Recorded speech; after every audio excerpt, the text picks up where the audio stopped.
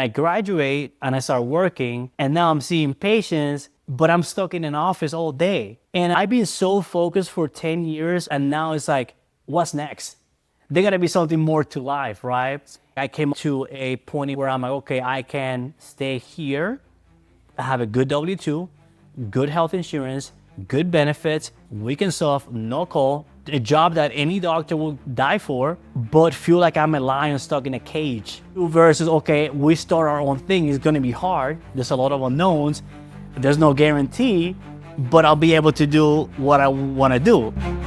Florida's not just where we live, it's where we build legacies. Welcome to the Florida Forge podcast. This show is designed to celebrate the entrepreneurs shaping our state's future. Leaders who care about more than just profit. Why? Because the businesses we build today will define the Florida our children inherit tomorrow. I'm Gavin Elliott, a Florida business owner for over 25 years, and together we'll uncover the grit, values, and vision that forge what's next in the great state of Florida. Dr. Gil, I'm so glad to have you here, man. It's been 20 years since I've known you. I had no facial hair and a belly. No gray hair either. No gray hair either, right, man? What the god dang. I'm so glad for you taking the time to come on and talk with me, man. I know a lot about you already because of how much we hung out in the past, but you know, what I want people to know is what I want the rest of the world to know more about you and the exceptional person that I know you are. And like the journey you've gone through to reach your success now, man. All right? Can we do that? All right, now let's do it.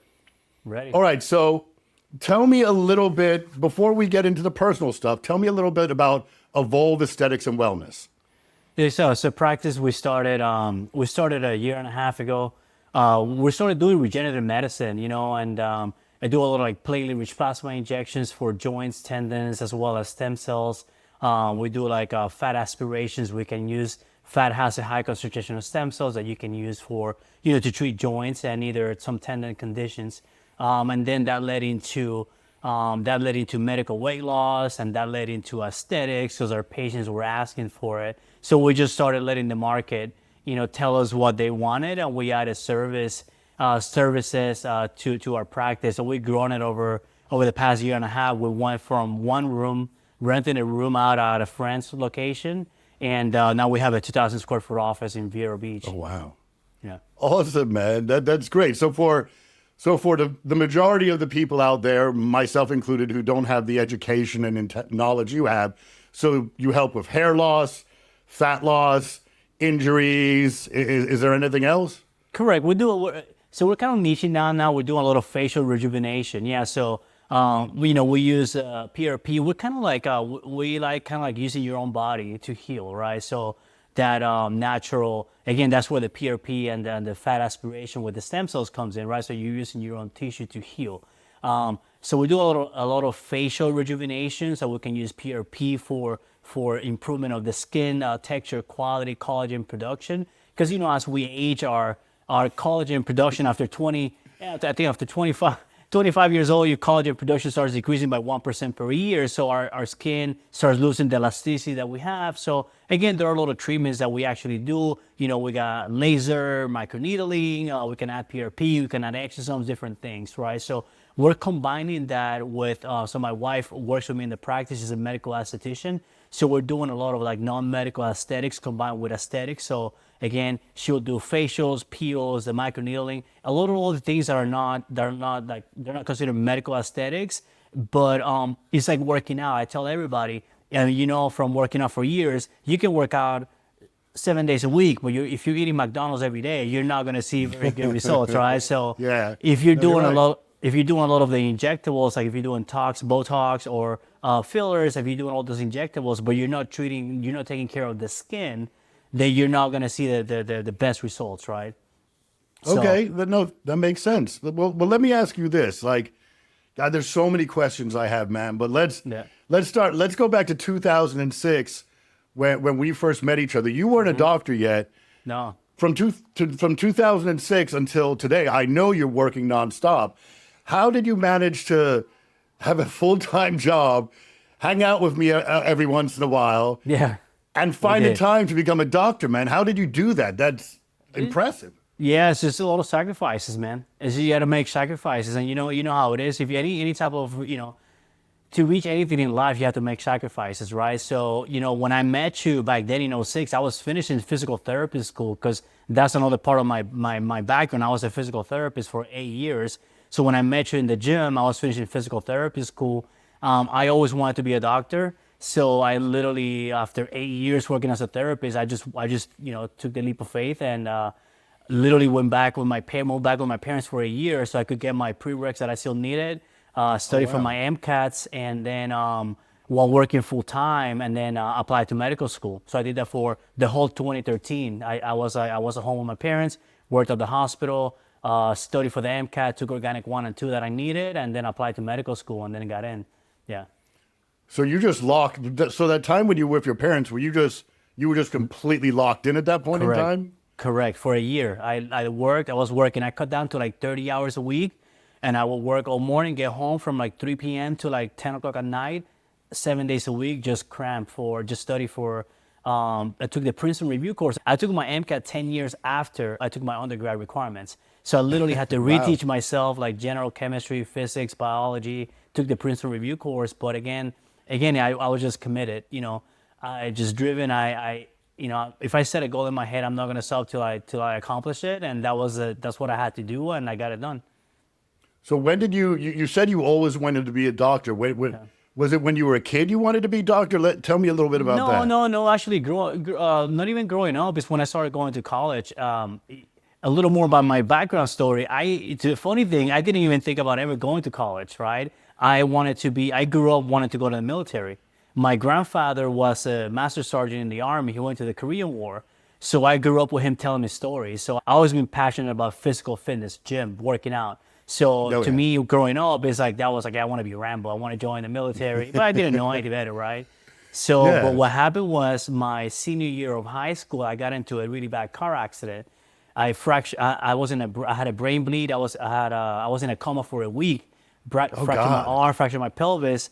I was on my way to joining the Marine Corps in December of 1998. And then, but because of that accident, I lost my senior year, my fall term, I lost it. So I was ahead a semester, so it put me back in normal time. So when I graduated, I still tried to join, but they told me at the time that I couldn't because of the head injury. They told me I had to wait 5 years from the date of the accident to join, which it was a blessing in disguise because 5 years later, I was already graduating from the University of Florida. Go Gators!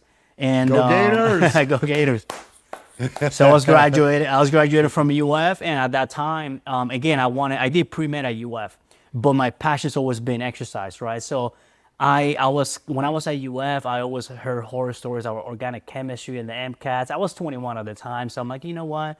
I love working out. How about I go to physical therapy school instead of medical school? I still be in the medical field. I'm working out. I'm helping patients with exercise, right? So I took my GREs. I went into medical. I applied and I got into FIU in Miami, physical therapy school.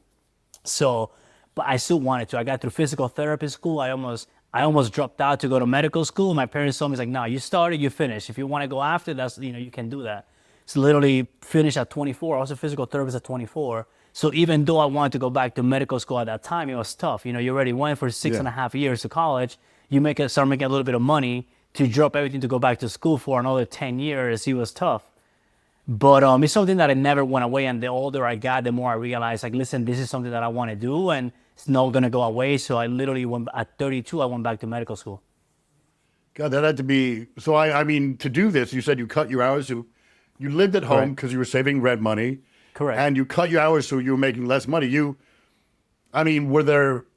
you cut your social life? Like, how was that? Because you were fun as hell to hang out with, man. I remember. Yeah. So we used to live downtown. So I literally in 2013 when I made the decision, and I had an M6 at the time that I got rid of.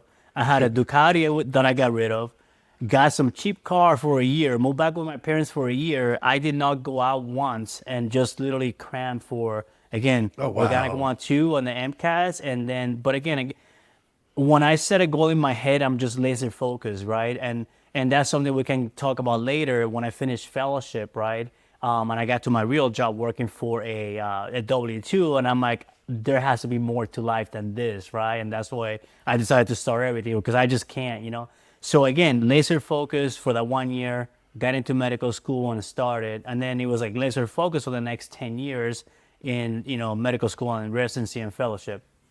That's so awesome, man. Well, have you always been this, like even as a kid, were you this disciplined, or is this something that evolved over time? I think it probably evolved. I was always hard. I mean, I was always like determined. So even if it was when I was a kid, I wanted a toy, I figured out a way to get it. So I was always determined in that sense. Yeah. The discipline, I think it has evolved. And funny enough, that's the reason why we named our clinic Evolve Aesthetic that's and cool. Wellness, right? We named it Evolve because everything evolves in life, right? We evolve as people, right? We grow up, we mature, we evolve. Medicine evolves. Things that we were doing back then, we're not doing now. And when we started doing regenerative medicine, again, that's the evolution of medicine. People are trying to get away from like the traditional medical medicine, all these medications, and go more natural, holistic, functional medicine route, right? So everything, I mean, and you have to understand that you can be set on specific ways. So again, that was the main reason why we named the clinic Evolve. I think we fit exactly where we're going. Now you say we when you reference the clinic. Who is the other part of the we? My wife. Oh, really? Yeah. Did she ride along on this journey with you? Oh, yeah. Like, when did you meet your wife? So we got married when I was in my second year of residency.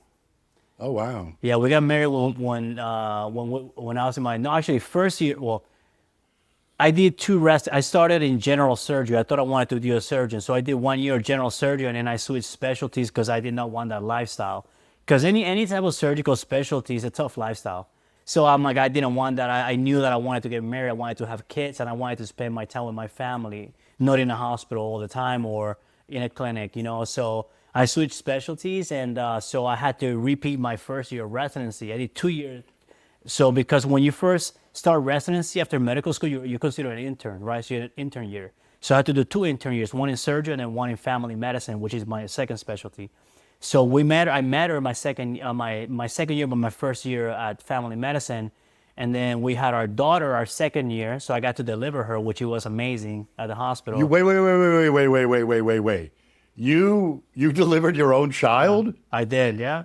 I delivered my own baby. How was that? That has to be, I can't even imagine that. It's amazing. I was afraid to cut the cord, bro.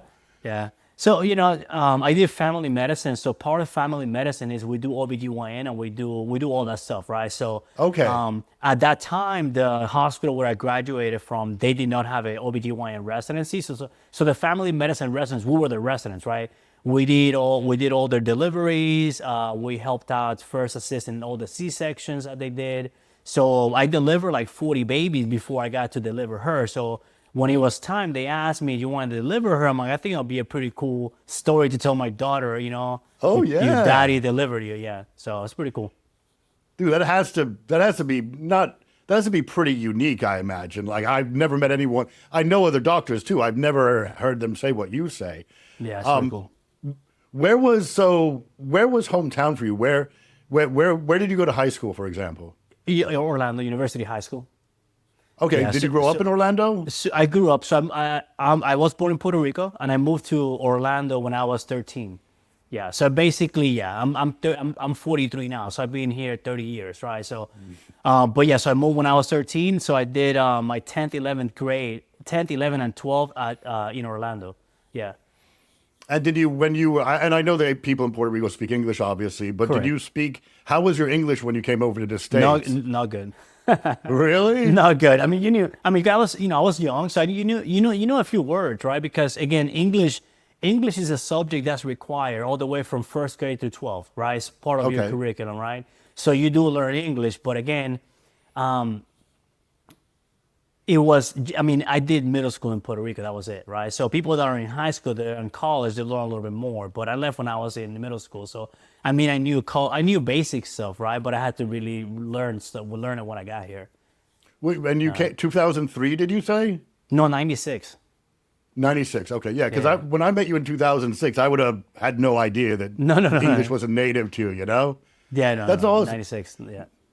Now, you mentioned your parents like staying at their house and they locked you in on getting the physicians, finishing that program, the physical therapist, sorry. Yeah. Like, how, how instrumental and how involved have your parents been in your journey? Well, my mom has always she was super supportive. She actually went back to work while I was studying, so she just could help me out when I was in medical school. Oh Yeah. my So God, yeah, bro. yeah.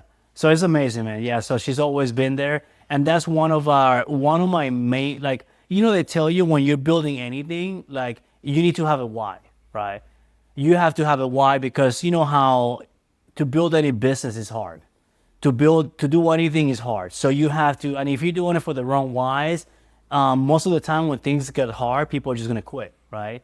And so you have to have, like, one of my whys, of course, might take care of my family and my daughter and leave a legacy for my daughter.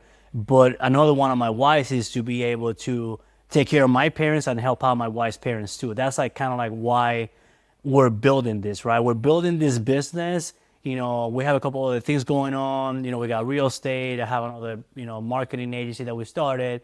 But again, everything that I'm doing, everything that I'm trying to build is just so I can just be like, because my parents and they don't really have a retirement. They don't really have anything, right? So it's like, I want to be able to provide for them. It's not just that, just my whole life, right? My whole life, my mom has been there for me, for anything. So to be able to be like, hey, you don't have to worry about anything else. Just enjoy enjoy your life. You don't have to worry about anything. Like, you're covered, right? So that's one of my main reasons to, like, keep pushing hard and building this the business and the real estate portfolio and all the things that we're doing. No, I love that, man. And literally, if someone asked me who my hero was, my mom would be the answer. Like, and I know people might take this the wrong way, but I get mad at lazy people because Yeah. my mom works so hard all the time. Correct. And like, when I see lazy people who expect something, I'm like, you think you're better than my mom? Like, are you insane? Like, what sort of a role, beyond helping you out, what sort of a role model was your mom and or your dad for you? Well, yeah. How do I say this? Well, I kind of grew up not with my dad, because, like, my dad, when we moved here, is because my parents got divorced, right? So I literally, we came up here, and it was my mom, till she got remarried and stuff. But no, I mean, as far as like a role model, she's always, like I said, she's always been there. A role model, like, per se, other than, like, just always being there and providing for us, and never, even when, because, we all went through our teenage boy years, and, Yeah. got in trouble for little things, and always being that it doesn't matter what happened, she always had your back, right? It doesn't matter. You couldn't do any wrong on her Yeah. eyes. I'm sure your mom like that too, right? So No, she is, man. I imagine if I needed a finger, and from the way you're describing your mom, and let me know if I'm wrong, but my mother would chop off her own arm to give me a finger, absolutely, yeah, absolutely. Cool. Like, and my mother and father got divorced as well, and I didn't see him for a bit. And then, but then, he was every other weekend dad, which was sort of standard when I was a kid. Yeah. Did your dad come back into your life at some point in time? Oh yeah, he did. He did. The thing was, he was in Puerto Rico, so he wasn't here in Florida, right? So, but Yeah. yeah, he will come in at least once or twice a year. He will come in, or I would go to Puerto Rico. Unfortunately, he passed away during Oh, COVID no, in sorry. Puerto Rico. So, but yeah, I mean, I can't complain. I can't say that he wasn't. I mean, he was always there. Like, I could always talk to him, call him. He would, like I said, he would come to the U.S. at least once or twice a year, or I would go to Puerto Rico. So, the relationships could have been better, but always hindsight. It's hindsight 2020. You look back and you're like, oh, I wish I would have done this. I wish I would have done that. But it is what it is. Now, let me ask you Yeah. this, and this happened to me. Like, when you're a kid, everything's so black and white and simple, right? Correct. But as I got married and became a father myself, and I know you're a dad, did you becoming a father yourself, getting married and having a kid, give you a somewhat different perspective on your father? Absolutely. Absolutely, because you start realizing that You know, when you're growing up and you do something bad, your parents have to punish you, and then you're like, you're sad, and they're like, you know, I'm more sad than you are. You're like, how can you be more sad? I'm the one that's getting yelled, I'm getting one hit. But now when you're a parent, you realize that's like, no, I don't want to, like, I don't want my children to be sad, right? Or Yeah. now that I have a daughter, and I think about putting myself in my dad's shoes when they got divorced, and like it breaks my heart, you know, that Yeah. you have kids and they leave the country and you don't see them for months or years, and you don't know what you think about this now. You don't think about this when you're young, but you think about now, it's like, oh, he probably suffered a lot, right? When he was there without us. But you're 13, 14, you're not thinking about that. You're not like, hey, calling a check, hey, how are you? So now you're reflecting on all those things. And, it kind of sucks sometimes too, because since he's gone, it's not like you can be like, hey, dad, just thinking about, that's not there anymore, right? But There's never absolutely enough time. absolutely having a kid, it just changes everything, the way you think about things. It does. And she's beautiful, by the way, man. thank I you. give all credit to your wife, by the way. Thank you. Absolutely. Absolutely. Who was the gentleman you mentioned who was a sergeant? Did you say sergeant master? Oh, my master sergeant, my grandfather, yeah. Okay. And he was so that's in the U.S. Army, or what was Army, that? correct, Army, yeah. And was there Yeah. a tradition of military? Like Puerto Rico in general has a pretty strong military tradition. Was there a history in your family? No, not really, no. I think my grandfather, from what I can think, because my dad was a business owner in Puerto Rico. My grandfather, I don't think their grandparents were in the military. No, I think just my grandfather. But like I said, I the combination of him always talking to me about that, and me and like loving like anything physical fitness, and like I was in Marine Corps ROTC in high school, and I was in the physical fitness team, I was in the drill team, and it's just like you like literally brainwashed with like, hey, I just want to go. Now thinking hindsight, about it, it's like, no, I don't want to go. I want to go to, I could have, if I would have joined, and I think that I'm a firm believer that everything happens for a reason. And like, if I would have joined, because I was going whole like military, like I wanted to do infantry, special forces, that's what I wanted to do. I probably wouldn't be here right now, because I was before that was before September 11 and all any of that stuff, right? So, I feel like God had a purpose for my life that, that did not happen, and I'm like, because that's what I wanted to do. And when it first happened, I kind of rebelled too a little bit, because again, my whole life, that's what I wanted to do. And now it's time for me to do, and I can't, right?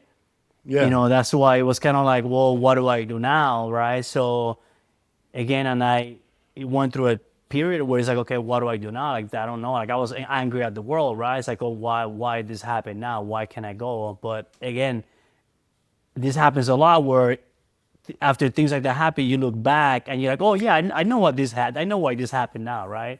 Like years later. But Now you mentioned your dad, so the audience knows you're not just a doctor. You're a business owner. So do you feel that the fact that your father was a business owner had any impact on you? Because a lot of doctors just practice medicine; they never own a business. Correct, absolutely, yeah. So it's funny that you mentioned that, because I thought about that for the first time the other day, and I'm like, I think maybe it's in the genes somewhere, right? Because growing up, my dad was he was working a lot. Again, he had a business. And something that he did not have that I understand now is and I'm sure you're the same way, because, you with your firm and stuff like that, in order first of all, in order to grow a business that will be successful, you cannot be working in the business. You can't, right? If you're working in the business, you're going to neglect everything else that you need to work to grow the business, right? So you, as a CEO founder, again, you have to find the proper fits for the positions to work on those separate aspects so you can concentrate on, again, customer acquisition, the vision of the practice, growing the practice. I think my dad, but also it's different though, because we live in a different time now. We have information available. You want anything.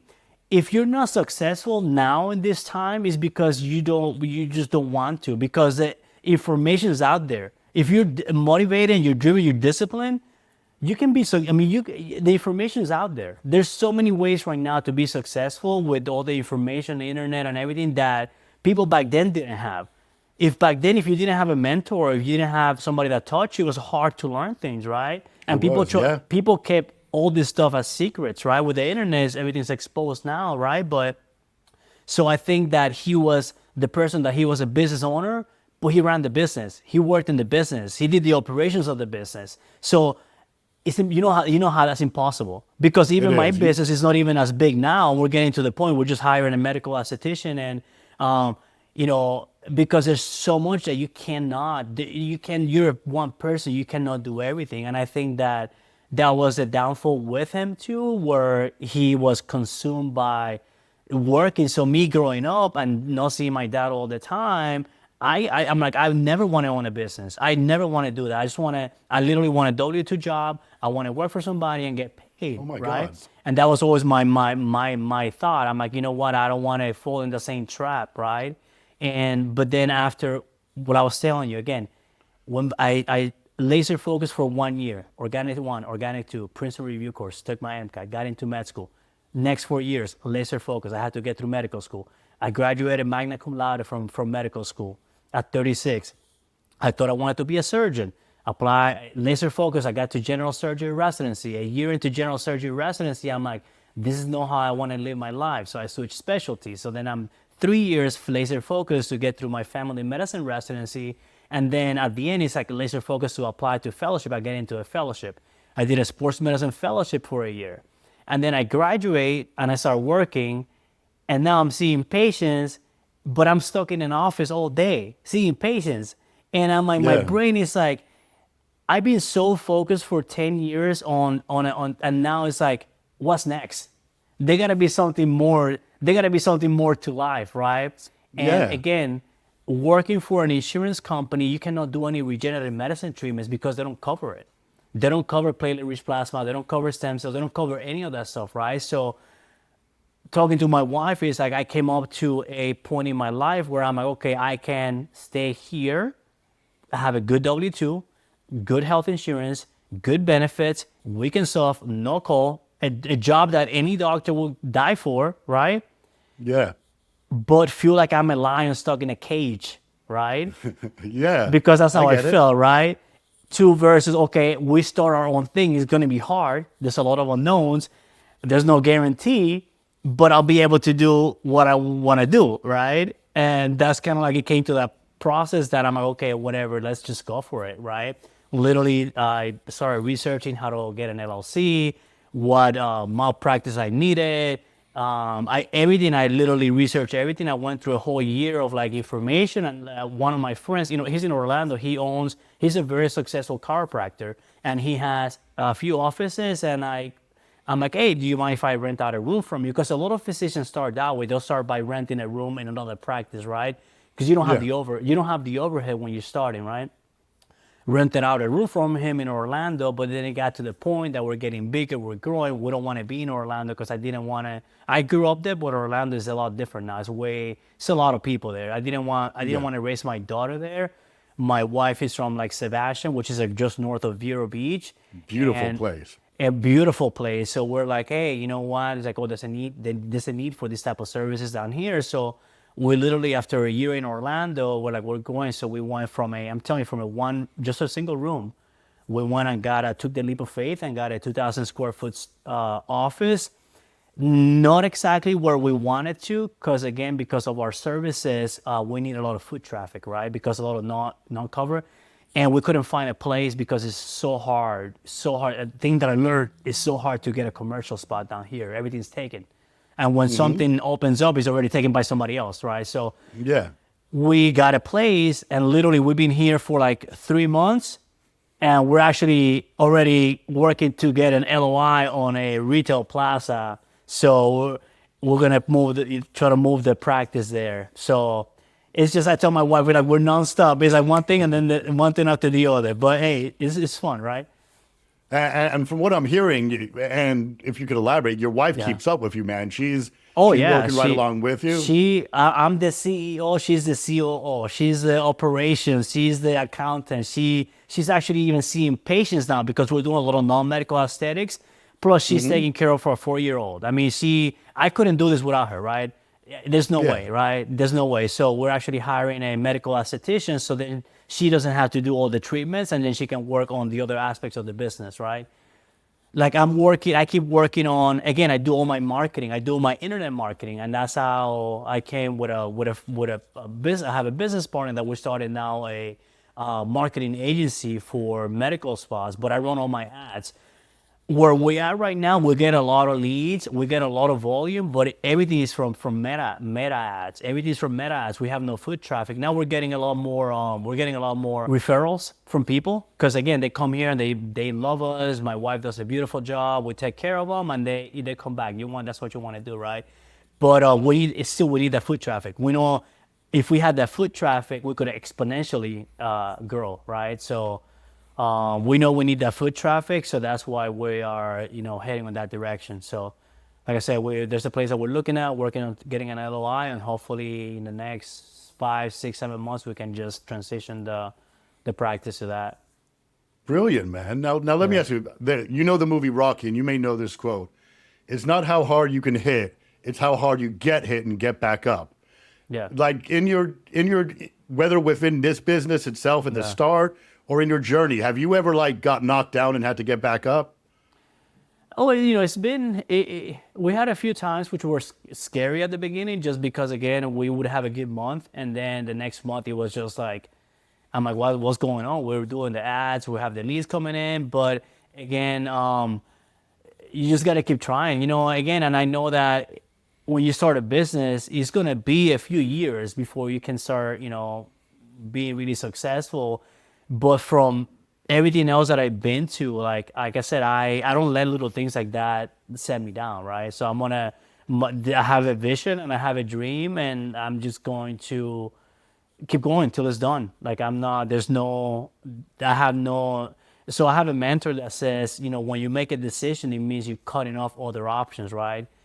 When you make a decision, when you decide to do something, it means that you're cutting off everything else, right? So if you make a decision, you just keep going. And again, it's a little fluid. Again, things change, right? Services that we're offering change. We're trying to niche down in certain things, again, based on feedback from the market. But again, it's funny that you mentioned the whole thing with my dad and the business, and most doctors don't go into business. And you're not taught anything about business in medical school, right? You're taught how to treat the patients. And it's fine because, again, if that's your job, if somebody's life is in your hands, that's all you want to do, right? But again, that business, again, that's why that business IQ I developed over time. And I'm like, yeah, maybe something genetics with my dad, because his dad too owned a business, right? So oh, wow. He inherited the business from his dad. I did not want to continue that legacy because, again, I was like, I don't want to have a business, but here we're back here to own a business. And the thing is, a lot of physicians, that's their profession is their identity, right? Yeah. That's like their identity, and they get on the thing. Lawyers too. Yeah, exactly. And then you're narrow focus on, okay, I have to be the best physician, and you have to, right? But I guess in life you have to have different personalities and different roles, right? Because we can all do the same thing, right? But the more I learn about business and sales and marketing, the more I'm falling in love with that aspect of it, right? So again, and I understand that if I'm the one that's in my business doing treatments, I am limited in what I can do, because there's only so many amount of hours per day. So if I'm doing procedures, there's only so many procedures. So what can I do? I can raise the price, but it's going to get to a point that I can't raise the price anymore unless I'm treating like the high, like the elite and stuff like that, right? And there's doctors that do that. Their job is they just have a few patients a year, but these patients are paying they're paying $100,000, like concierge fees, and that's all they do, wow. right? But that's like their passion, and I realize the more I go into the business side, the more I'm falling in love with it, and that's what right now we're trying to build a practice that doesn't require me working in the practice, right? Eventually we'll hire a PA, and a lot of the service that I have to do, they can do, and then I'll be the medical director. I run the practice, and then a lot of non-medical aesthetic services that don't need a PA, not even an MP, like a nurse practitioner or a PA, they can do it. And again, and just grow those services and then just scale from there, right? My job now is I'm working on creating systems, right? Creating systems. So then once I'm finding out what services what services people are happy with, because again, a lot of the aesthetic services, a lot of people are not happy with it. I want services that people are happy with, that are easy to fulfill, that are easier to come up with a system that is kind of reproducible, right? Because that's what you want to be able to scale, right? So that's what I'm working on now. Again, concentrating on working on systems, bringing people in, training them in those systems, and then scale that way.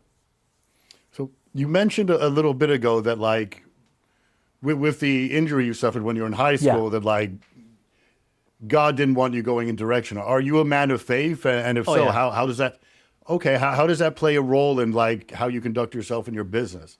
So I pray every day, man, every morning.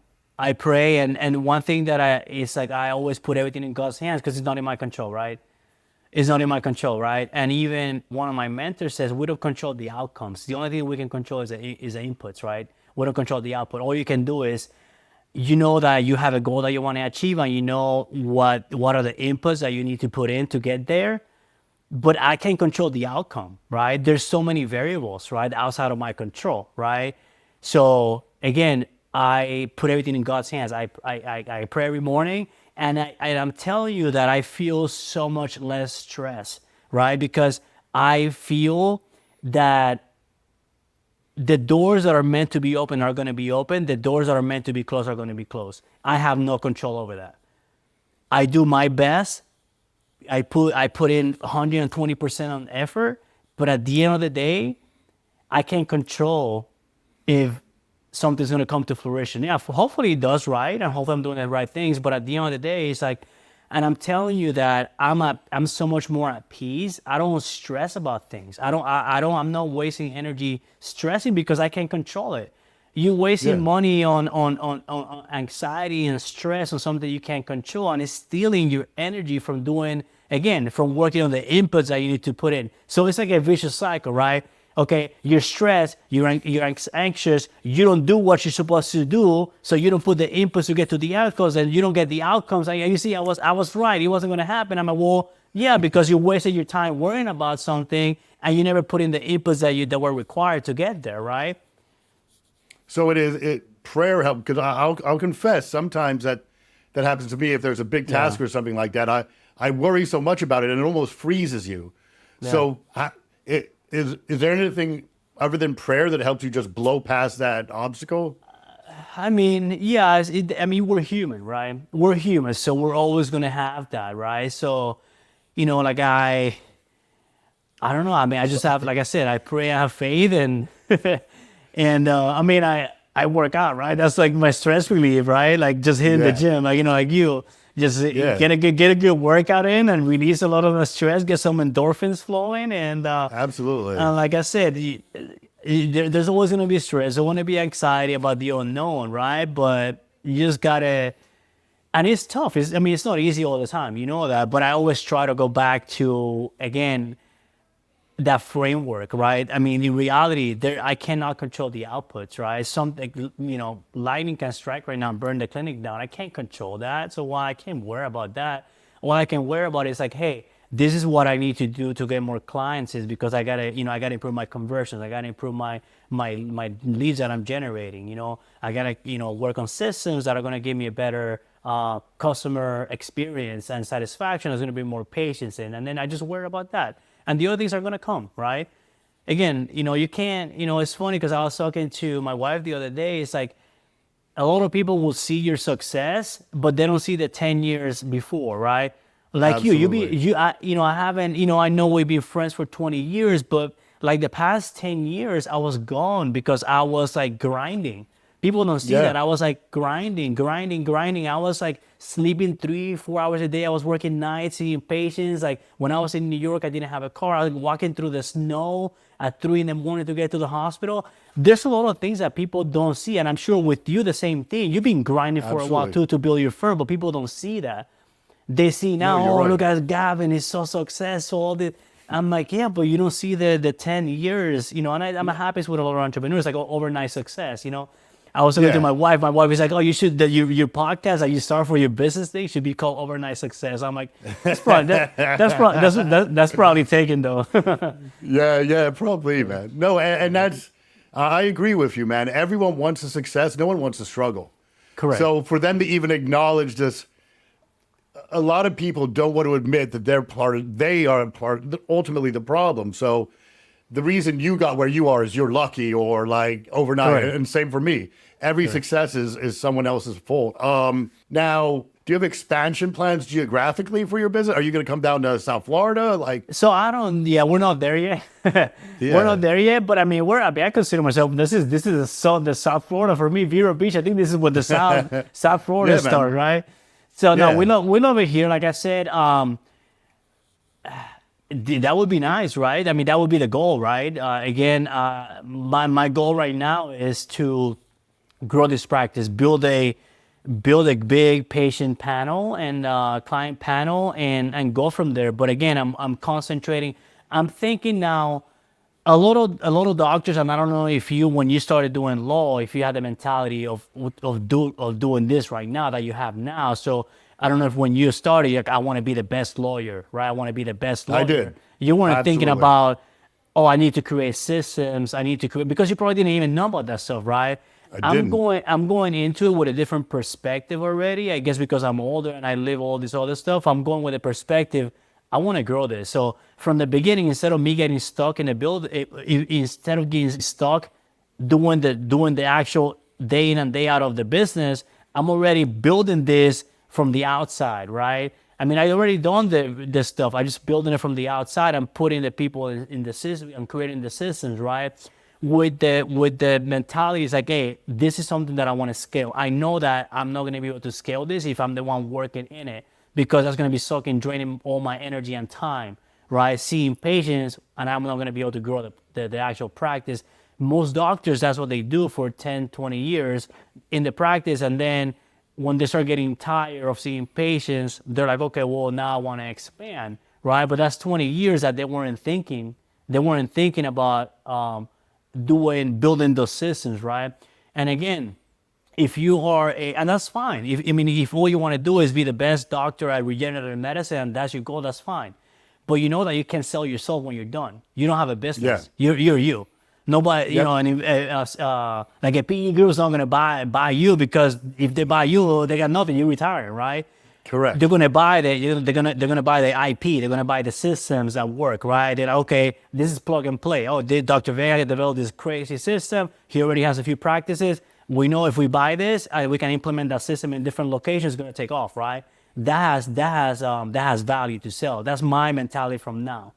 So again, I'm trying not to get stuck, even though, because I love doing the medical part stuff. But from a business perspective, I know that if I get into that mode where I'm doing this stuff, then my business itself is going to suffer, right? So again, So, how much time do you think you spend between being a doctor and being an entrepreneur? Like, what would you think the split is? so right now, the crazy thing is I still have my W-2 a couple days a week, right? So Okay, yeah. my contract is ending, so I've been building this practice while I work on that job, right? So again, my contract is ending now next month, and then I'll be 100% here. Once that I'm here, like I said, seeing patients right at this moment, I have to do all the injectables, because I need either MP, I need a nurse practitioner, PA, or MD or DO, right, to do injectables. Like a medical esthetician cannot do injectables in Florida by law, right? So again, now I have to do them, but the goal is we're already hiring a medical esthetician, so we're trying to grow that service, and then once we're going a little bit better, then I'm going to look into bringing in like a nurse practitioner or PA to work like maybe a couple of days a week until we build our patient volume, and then I can just completely step away from doing any treatments in the clinic. I'm just going to concentrate on growing the practice. And I know this isn't the most personal, but how many Yeah. days a week are you working out now? At least 3 to 4 days. So now it's going to be a little more consistent, because we literally just closed on a home today.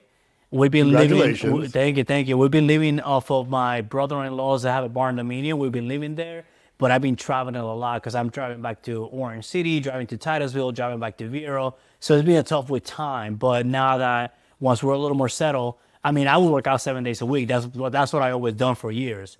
But Yeah. because of the schedule, now it's a little rough. But at least I try to guess 3-4 times a week. I have to minimum, because you know how it is when you I don't know how people go months without working out, right? Because like I just feel I feel like, bad about myself, man. It's not good for me. well, no, you're mentally and Yep. physically, it just doesn't feel, right. But No, I rely upon working out. If I don't, I'm a different person when I don't work out. I don't like yeah, myself when I don't work out. Plus, I got to look in the mirror every once in a while. You know, yeah. so So I did when I did my general surgery year, I was working 6, 7 days a week, 13, 14 hours. I worked out 6 days a week through a whole year. wow. I only slept between 3.5 to 4 hours a night for almost a year. And I worked out every day because it's funny enough that in residency, your time is not yours. Like you have your whole day is dictated by somebody else, by a patient, by an attending, by a senior resident, mostly when you're an intern. So like the only hour and a half that I got to do what I wanted is when I went to the gym. The only thing that kept me from going crazy insane in surgery that one year was because I went to the gym every day, and I literally, like, for that 1 hour and a half, I literally did what I wanted to do without being told what to do. So, and then that's funny because I have a lot of Awesome. people that tell me, oh, I don't have time to work out. I'm like, you work eight You hours a don't. day. You work 8 hours a day. If you tell me, listen, hey, listen, I just don't like working out. I'd rather go home and like eat chips and watch TV. That's fine. Just, but be Yeah. honest about it, right? Don't say I don't have Yeah. time. I'm like, well, you just watched Netflix for 2 hours. You could have worked out. No, you're 100% right, man. And in the very beginning of the conversation, you were talking about and Joe Rogan touched on this topic. Like they're trying to jam pills down our throats. Our chronic disease problem is is the biggest in the world. Like, do you incorporate exercise, healthy habits, things like that in your practice and with your patients? And if so, how? Absolutely. Not so much now because again, I'm going more the aesthetic route, so we don't do a Yeah. lot of that. But yes, when I was doing, even when I was in residency, um, I used to tell my patients, I'm like, listen, a lot of the chronic disease that we're seeing, a lot of it is from food and stuff, but a lot of it is from, again, lack of activity, right? Overweight. Yeah. You eating too many calories. You eat too many calories, you're not exercising, right? Again, what does that cause? That causes type 2 diabetes, insulin resistance, high blood pressure, heart disease, right? So yes, if you took care of your body, if you ate healthy, if you exercise every day, a lot of those problems we wouldn't be dealing with, right? Not to say Yeah, that I fast agree. food, people live on fast food, which is horrible for you. And again, it's extra calories. And I still do a lot of medical weight loss, but I used to be a personal trainer too, when I was in physical therapy school and before that undergrad. And I tell my patients, because we do a lot of injectable, like Monjero, and like tirzepatide and semaglutide, like injectable medical weight loss. But I tell all my patients, it doesn't matter if you take this medication. If you go back to eating the way you were, you're going to regain the weight. Like you have to change your eating habits. And I literally sit down with them. I provide them a whole list that I used to do when I was a trainer. Hey, this is how you calculate the calories that you need. This is how you make adjustments. This is how you weigh your calorie. You have to weigh your calories so you can learn how much calories you're eating. Because again, if you're just eating blindly and you don't know how many calories you're eating, 99% of the time you're going to be eating in a calorie excess. And then you're not working out on top of that. What's going to happen over time? You're going to gain weight. You're going to gain weight. Yeah. It's like you are. The example that I use is like you have a bank account, and in that bank account, you're basically depositing $3,000 a day, and then you're only spending 500. That bank account is going to blow up in the next week or two. Imagine doing that for 2 years, 3 years, 4 years, right? Where you're eating 3,000 calories, you're eating 4,000 calories, and your only body needs 1,500, right? So I love what you're saying there, by the way, and it is the narrative out there about the medical industry, particularly the pharmaceutical industry, is you don't make money by making people better. You make money by correct, treating them. correct, And what you just said there, doctor, was you get these patients and you're like, I want you to actually be better. Like, correct, I don't want you to have to come back here and do this fat shot again.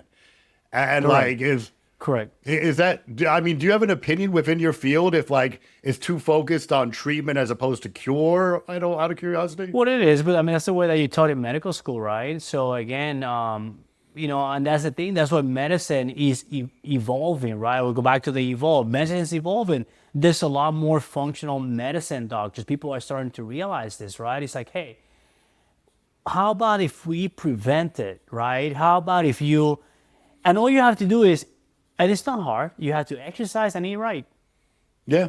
You have to exercise. That's Right. it. It's not hard, but people don't want to do that because again, discipline is hard, right? So again, the easy you don't have time. You rather stop and get some fast food, and I mean, and I tell my patients it's okay to do that once in a while. You don't have to do 100% because again, it's not sustainable, right? But if 80% of the time, 80, 90% of your week you're eating right, and then you have 10% where you get a burger, you go out to eat, you have a couple of drinks, that's fine. The problem is that eating bad on a daily basis, consistent for months and years, right? That's what's gonna get you. Again, you're gonna gain weight. You're gonna start having all those other issues. Even like I treat a lot of like orthopedic conditions for regenerative medicine. If you're 400 pounds, what do you think is gonna happen to that joint, Yeah. right? I mean, if you lost 300 pounds, I bet you your joint, your knee, and your hip will feel a lot better on your back, right? You don't need to be injecting 100%. steroids. You don't have to be injecting steroids on that knee, which again, that's another topic for another day. But cortisone injections that people get, that just destroys your joint. And that's what people do. That's what they always done, right? Again, you get cortisone injections every time you have pain for arthritis, and you're accelerating your arthritis. You're breaking down that joint even more. But again, that's the way that it's always been done, right? So you got arthritis, you got knee pain, let's give you a cortisone shot. Come back 6 months and I'll give you another one. So it seems that like, and we talked about how your faith impacts how you conduct your business, but it seems that like you run if I'm making up this phrase, I'm making it up, but you run like an ethical practice. You know what I'm saying? Of course you want to make money, but Correct.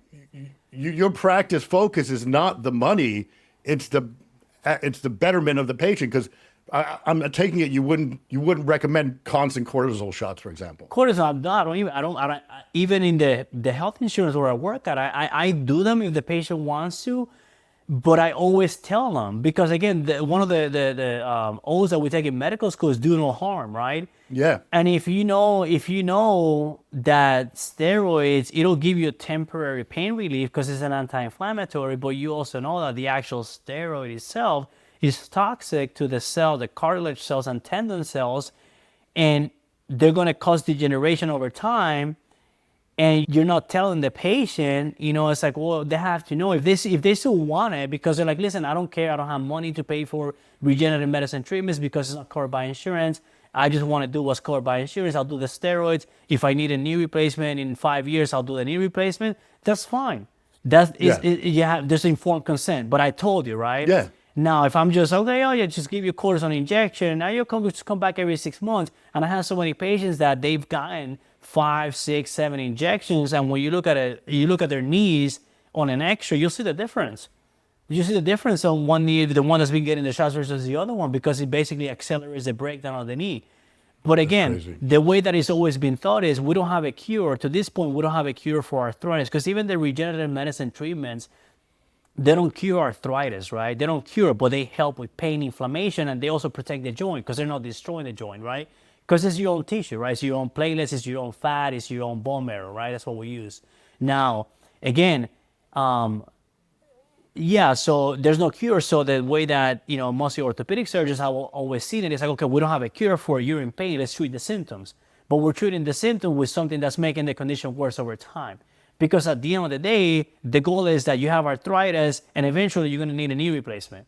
So if you need it in 10 years without the steroid injections, or you need it in 6 years with the steroid injections, it doesn't matter because you're still going to get a knee replacement, right?